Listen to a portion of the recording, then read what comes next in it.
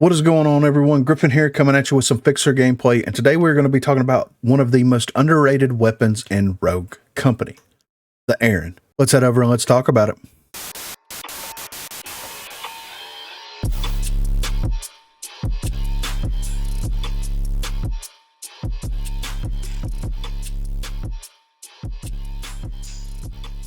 So the Arren is a very polarizing weapon for most people, right? You either love the weapon or you hate the weapon. It's either something that you very much enjoy using, or it's something that you do not want to touch with a 10-foot pole. And I completely understand. The reason why is it comes down to that first-person scope on that weapon. We've had another weapon in the past that had a first-person scope on it with the Mark IV, and the developers decided to remove the first-person property of that weapon and to make it a third-person ADS weapon, and it kind of went up in popularity from that point moving forward. There were some people that really enjoyed how the Mark IV was with the scope, and they wish that the Mark IV would come back with the scope, but there's one gun in the game that currently still has the scope, and it is the Arren L212, and it is something that I very much enjoy running. It's something that I've been running more and more, especially since there's been a realization, at least within the community to some degree, that the DMRs are very powerful right now. They're almost broken. They're almost in a broken state at this current moment. And, you have your basic, everybody runs to DMRs with the D3DI, with the Mamba, with even the MXR, the Bishop, I would say at this point, when you have other weapons in that DMR category that are still really good, but they're kind of like a niche type weapon. I think that the Arren is something that's more of like a niche type weapon.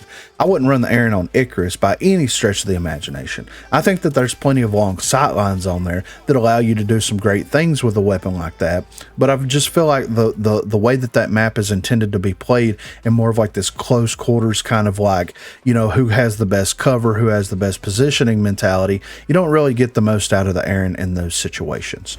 Now, for the overall stats for the Arren, it does a body damage of 32. It starts out with a range of 35. The mag size is 15, the fire rate is a 5, the handling is 51, the reload time is 1.6. Once you start upgrading it, you do see the range get extended quite significantly. You do see the magazine size get increased quite a bit, and then the reload time is reduced. The handling does get a little bit better as well, especially with the hip fire. The Arren has almost pinpoint perfect hip fire every single time that you fire it, regardless of what level of upgrade that you have it at. You first purchase it, it's got decent hip fire. You max it all the way out to legendary, it's got decent hip fire. It feels really good, and it feels more reliable in a lot of those close quarters engagements than some of the other DMRs do. Like the Mamba, they made some changes recently with the Mamba and with the Devotion or the D3DI, I don't remember what the other weapon was, where they basically kind of toned down the hip fire potential of those weapons. But with the Arren, it is pinpoint accurate. It gives you could basically run it as just a hip fire weapon, and you would still be very successful with it. And I do think that a lot of the things that come out of it is being able to run this up against sniper characters and things like that. If you're able to hit your headshots, if you're able to kind of get into these positions that allow you to use that first person perspective to the best of your ability, then it allows you to capitalize on what that weapon is intended for. And to me, it doesn't feel like it's supposed to be this heavy hitter like 1 or 2 hit downs. It feels more so that you're supposed to like establish a presence in that area by being someone that is very accurate with that weapon, and you can kind of use that to your advantage to be able to secure positions and things like that. And if you run it that way, if you run it as something that does more pepper damage until you get up close and you're able to force an engagement, then it feels like you're more successful with running that weapon as a whole. I don't think that there's realistically anything that I would change about this weapon. I think that keeping the hip fire as tight as it is a good trade-off for that first-person experience, because whenever you get into a gunfight, I'm going to say within whatever the standard SMG range is right now, so from 0 to 30 meters, you can still use the hip fire and it's still reliable. Even though that shouldn't be the SMG range, that is currently the SMG range. So you can still use the hip fire, and you can still have these engagements with SMGs, with assault rifles and other DMRs. And as long as you maintain your confidence and your composure while you're in the middle of this gunfight, then you're not going to have to worry about anything.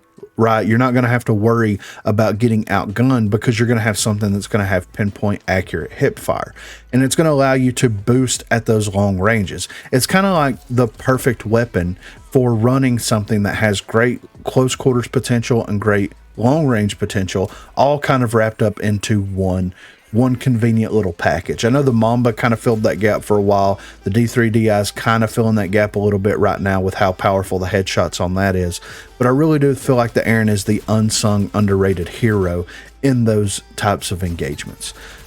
Would I enjoy the weapon more if you had the ability to ADS it over your shoulder? Yes, absolutely. And that's something that I'd brought up with the developers at one specific time where I'm like, hey, you know, why don't you have toggleable, you know, weapons, like where you can go in there and basically say, oh, you know, I want this first person weapon to be able to ADS into third person to begin with, and then transition into a first person perspective, like the sniper rifles. It would be great if the snipers could do that. It would also be great if the Arren could do that, and then they could bring the scope back for the Mark IV and have the Mark IV do the same thing. And then of course it's like, well, that's too much like Veld experts. That's not what the developer said. That's just like a lot of people have said whenever I've brought this up in the past. And it's like, yeah, but not really, because in Veld experts, you have attachments that you put on your weapon. You can go into first person with every single weapon that is in that game that I'm aware of. This would be two weapons. It'd be four weapons actually. It'd be one DMR, two sniper rifles, and one assault rifle. It would be something that would be cool and interesting. Then they could rework the way that sniper rifles work just a little bit, right? Because you could increase your flinch whenever you are aiming through the scope. You could add a flinch whenever you're using it third person and make it to where there's not any kind of accuracy issues or bloom associated with the weapons in third person, but you do get some flinch whenever you get shot. And then whenever you hip fire with a sniper rifle, they could actually make the hip fire where it needs to be on sniper rifles, which should be like a 1 in a 250 chance that you actually hit someone, much less headshot them and down them. So if they added those different levels into it, those different layers of complexity, then they could make it something that would be really cool, really interesting, and bring something kind of unique to the game. They could loosen the hip fire up for the Arren. They could loosen the hip fire up for the Mark IV. They can make the over the shoulder be a little bit more accurate. Maybe not as accurate as that first person experience, but a little bit more accurate, a little bit harder to control. But whenever you go into first person with it, then it should allow you to control it easier. It should allow you to hit your shots way easier, of course, and it should allow you to be able to use that weapon the way that it's intended. The accuracy should be tight in on that first person perspective. At least that's where my head's at with it. I don't think that would be too much like Veld experts. I think they're two completely different things and two completely different games, but I do feel like that there is room in Rogue Company to kind of open this up just a little bit, in my opinion. But be sure to let me know what you think in the comments down below. What are your thoughts on the Arren overall? Is it something that you've ran recently? And if not, I know a lot of people are going to be like, no, that gun sucks. And it's like, run it. Right? Whenever you're in a lobby and there's not a full team of D40s that you're running up against, just whip the Arren out and just run it and see what you think about it. Run it as a hip fire weapon, run it in combination with its first person ADS.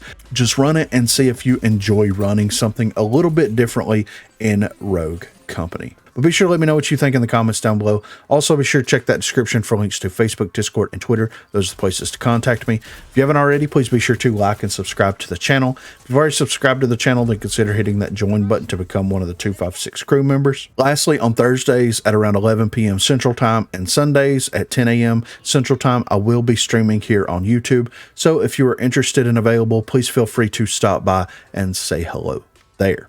Thanks for watching, guys. Top. Coming to mid. Looking like they're coming to mid. Oh, fuck. That hurt.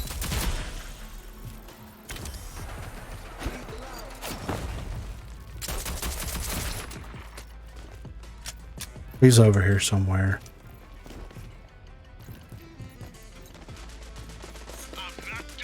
He's right here. Nice work, team. Checks in the mail. That's why we call it fixed, so it's done right. Good God. Yeah, right. I found a new way of dealing with people, Dirt, that are like emoting, teabagging, doing all that stuff. Being extra. I got a new method to the madness. Invite them to play, ask them if they want to run a game, and the entire game, dog them. Emote. No, just dog them. Dude, I did that earlier. As soon as the match was over, the dude had to leave 3 times because it kept To get out of the party. Yeah, because it kept putting it back in there. I'm just inviting them, and I'm like, "Hey, where were you at? Why were you on the other side of the map? What are you doing?" Like,